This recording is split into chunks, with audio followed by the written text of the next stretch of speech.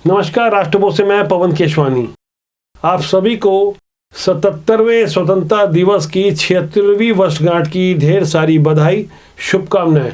लाल किले की प्राचीर से प्रधानमंत्री नरेंद्र मोदी ने देश को संबोधित करते हुए 2024 में अपनी सरकार बनाने का जो विजन प्रस्तुत किया और जिस तरह का ऐलान लाल किले के प्राचीर से ध्वजारोहण के साथ प्रस्तुत किया, उससे राजनीति के पंडित भी हैरान हैं और उनके विरोधी इसे लेकर उनकी तीखी आलोचना भी कर रहे हैं। जिस तरह से पीएम नरेंद्र मोदी ने बेहद ही आत्मविश्वास के साथ यह कहा कि मैं अगली बार 15 अगस्त को लाल किले से देश की उपलब्धियां, आपके सामर्थ्य, आपके संकल्प और उससे हुई प्रगति, उसकी उपलब्धि और गौरवगान का पूरे आत्मविश्वास के साथ आपके सामने प्रस्तुत करूंगा। यानी कुल मिलाकर जिस तरह से प्रधानमंत्री नरेंद्र मोदी ने सीधे तौर पर परिवारवाद और तुष्टीकरण पर सीधा प्रहार करते हुए जब यह कह दिया कि मैं पसीना भी बहाता हूं तो आपके लिए, ये वो वक्तव्य है जिसकी गहराई को पूरे देशवासियों को समझना चाहिए कि आखिर हमारे देश का विजन क्या है। आने वाले 2024 में जब लोकसभा के चुनाव हैं और उससे पहले 5 राज्यों के विधानसभा चुनाव हैं, ऐसे मौके पर प्रधानमंत्री ने चुन कर अपने विरोधियों पर जो निशाना साधा और अपनी सरकार की जिन उपलब्धियों को प्रस्तुत किया, उसे हर देशवासी को आत्मसात करना चाहिए। प्रधानमंत्री नरेंद्र मोदी ने बिना अपने विपक्षियों का नाम लिए साफ तौर पर कहा कि पिछले 25 सालों से देश में चर्चा चल रही थी नया संसद भवन बनेगा। ये मोदी है जिसने समय से पहले संसद भवन बनाकर रख दिया। यदि आप उनकी इन्हीं लाइनों पर गौर करें तो आपको पता चलेगा कि कितना आत्मविश्वास है। दरअसल विपक्षी दलों ने देश की ऐतिहासिक नई संसद भवन के उद्घाटन का बहिष्कार किया था।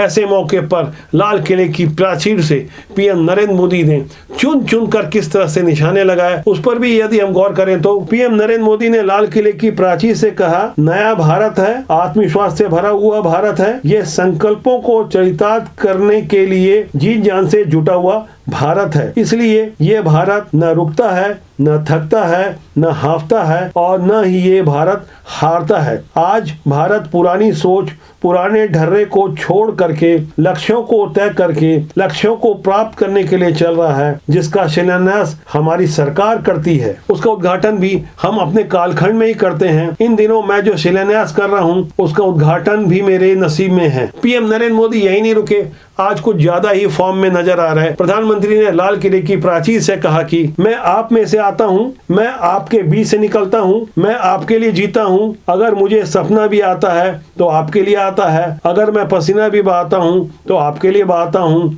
इसलिए नहीं कि आपने मुझे ये दायित्व दिया है, ये मैं इसलिए कर रहा हूँ क्योंकि आप मेरे परिवारजन हैं और मैं आपके किसी दुख को नहीं देख सकता हूँ। आमतौर पर अभी तक यही होता आया था कि लाल किले की प्राचीर से प्रधानमंत्री अपने सरकार की उपलब्धियों को बताते हैं, लेकिन जिस तरह से पीएम नरेंद्र मोदी को हराने के लिए विपक्षी दलों ने गठबंधन किया पिछले दिनों, उस पर भी इशारों में प्रहार करते हुए पीएम नरेंद्र मोदी ने परिवारवाद का एक बड़ा मुद्दा उठाया।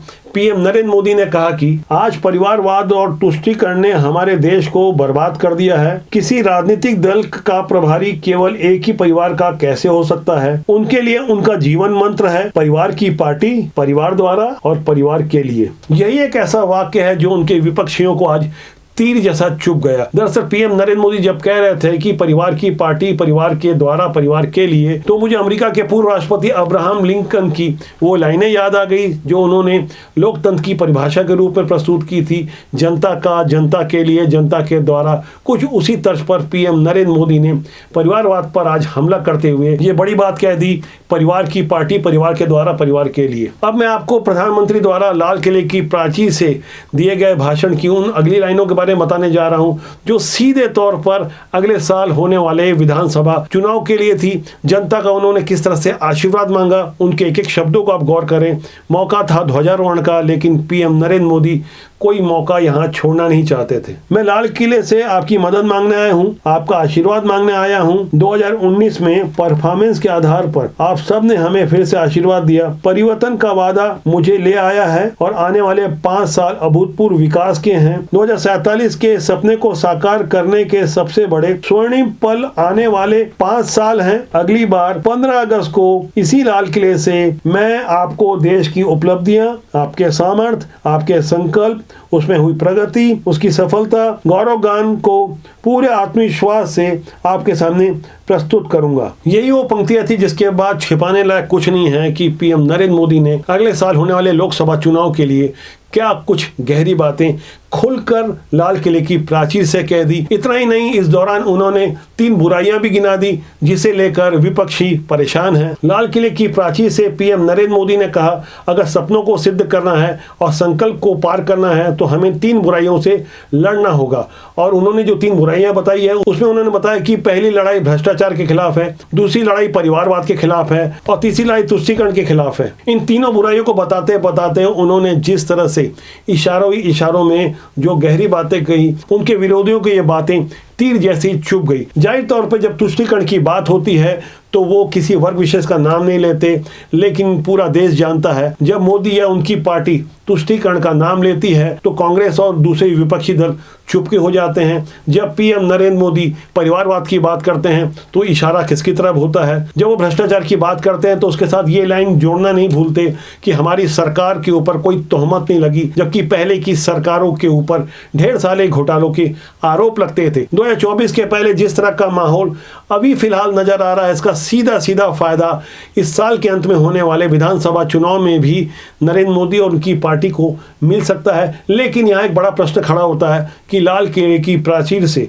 पीएम नरेंद्र मोदी ने जो कुछ भी कहा, जिस जगह कहा, क्या वो मंच सही था? उनके समर्थक इस बात को कहते हैं कि प्रधानमंत्री ने किसी का नाम नहीं लिया और वही कहा कि जो उनकी सरकार, उनकी पार्टी की नीतियां हैं, इससे पहले भी सरकारें बनती रही और प्रधानमंत्री लाल किले की प्राचीर से इसी तरह हुंकार भरते रहे। अभी तक मैंने आपको प्रधानमंत्री के भाषण के जिन बिंदुओं पर आपका ध्यान आकर्षण कराया, उसके अलावा भी पीएम नरेंद्र मोदी ने अपनी सरकार की उपलब्धियों के बारे में एक लंबी लिस्ट देश की जनता के सामने पूरे आत्मविश्वास के साथ प्रस्तुत की। मैं संक्षेप में आगे उन उपलब्धियों के बारे में एक एक कर बता रहा हूं जिसे जानना समझना आपके लिए बहुत जरूरी है। लाल किले से पीएम नरेंद्र मोदी ने कहा कि 2014 में हम वैश्विक अर्थव्यवस्था में 10वें नंबर पे थे। आज 140 करोड़ देशवासियों का पुरुषार्थ रंग लाया और हम विश्व की 5वीं अर्थव्यवस्था बन चुके हैं। हमने पीएम किसान सम्मान निधि के माध्यम से 2.5 लाख करोड़ रुपए किसानों के खाते में जमा किए हैं। हर घर में शुद्ध पानी पहुंचे, इसके लिए हमने जल जीवन मिशन पर 2 लाख करोड़ रुपए खर्च किए हैं। हमने आयुष्मान भारत योजना के तहत 70,000 करोड़ रुपए खर्च किए हैं ताकि गरीब को दवाई मिले, उनका अच्छे से इलाज हो। हमने पशुधन को बचाने के लिए करीब 15,000 करोड़ रुपए टीकाकरण के लिए लगाए हैं। जन औषधि केंद्रों ने देश के सीनियर सिटीजन को, देश के मध्यम वर्गीय परिवार की एक नई ताकत दी है। इसकी सफलता को देखते हुए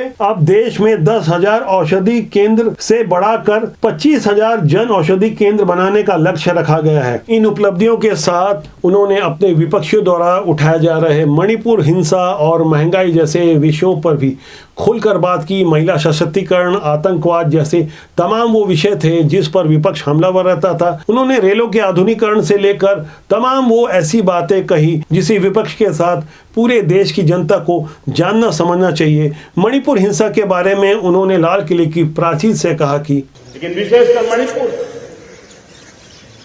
जो हिंसा का दौर चला, कई लोगों को अपना जीवन खोना पड़ा, मां बेटियों के सम्मान के साथ खिलवाड़ हुआ। लेकिन कुछ दिनों से लगातार शांति की खबरें आ रही हैं। देश मणिपुर के लोगों के साथ है। दरअसल विपक्ष ने पीएम नरेंद्र मोदी पर आरोप लगाया था कि वो मणिपुर के मसले पर चुप्पी साध रखे हैं। संसद के अंदर ये आरोप लगाते हुए कांग्रेस के सबसे पावरफुल नेता राहुल गांधी ने तो ये आरोप लगाते लगाते यहाँ तक कह दिया कि भारत माता की हत्या हुई है। इस विवादित बयान को संसद ने अपने रिकॉर्ड से हटा दिया। इसकी सर्वत्र निंदा की गई, इसकी आलोचना की गई। आज मौका था पीएम नरेंद्र मोदी का, तो उन्होंने इस बारे में भी खुलकर अपनी बात कह दी। इतना ही नहीं, आज तो उन्होंने सुप्रीम कोर्ट तक को धन्यवाद दे दिया। किसी खास जजमेंट का तो उन्होंने उल्लेख नहीं किया, लेकिन यहाँ गौर करना होगा, जिस तरह से सरकार और न्यायपालिका के तनातनी और टकराव की जो खबरें आ रही थी, उस बीच में लाल किले की प्राचीर से पीएम नरेंद्र मोदी की यह तारीफ उनकी दूरगामी सोच को बताती है। यहाँ हमें गौर करना होगा कि बीते मानसून सत्र के आखिरी दिन गृह मंत्री अमित शाह ने कुछ बड़ी बातें कहते हुए देश के सामने एक कानून का मसौदा रखा, जो फिलहाल स्टैंडिंग कमेटी के पास गया है। आने वाले शीतकालीन सत्र में वो हो सकता है कानून की शक्ल ले ले। उन्होंने सीआरपीसी, आईपीसी और लॉ ऑफ एविडेंस जैसे 1860, 1898 और 1872 में अंग्रेजों द्वारा बनाए गए कानून को सीधे तौर पर बदलने की बात की। ये वो कानून थे जिसे अंग्रेजों ने भारतीयों को दंड देने के लिए बनाया था। यहाँ गृह मंत्री ने भरी सदन में ऐलान किया था कि हम जो नए कानून ला रहे हैं, वो नए कानून लोगों को न्याय देने वाले होंगे। ऐसे में पीएम नरेंद्र मोदी ने लाल किले की प्राचीर से जिस तरह से सुप्रीम कोर्ट की तारीफ की, उसका इशारा भी हमें समझना होगा। प्रधानमंत्री ने आज जो कुछ भी कहा, उसे पूरी देश की जनता को आत्मसात करना चाहिए। एक एक शब्द को गौर करना चाहिए। आपकी इस बारे में क्या राय है, कमेंट सेक्शन में जाकर जरूर लिखिएगा। हम एक बार फिर अंत में संदेश देते हैं कि राजनीति के माध्यम से आप देश और समाज का भला कर सकते हैं। अच्छे और योग्य लोगों को राजनीति में आना चाहिए, वरना बुरे लोगों का राजनीति में कब्जा होगा, जिससे देश और समाज का अहित होगा। राजनीति बुरी नहीं होती, राजनीति में काम करने लोग अच्छे या बुरे होते हैं। आज के उनके लिए इतना ही। मेरा आपसे आग्रह है कि आप चैनल को देखें, लाइक करें, शेयर करें और सब्सक्राइब करना ना भूलें। मेरी आपसे बहुत जल्दी फिर मुलाकात होगी। नमस्कार।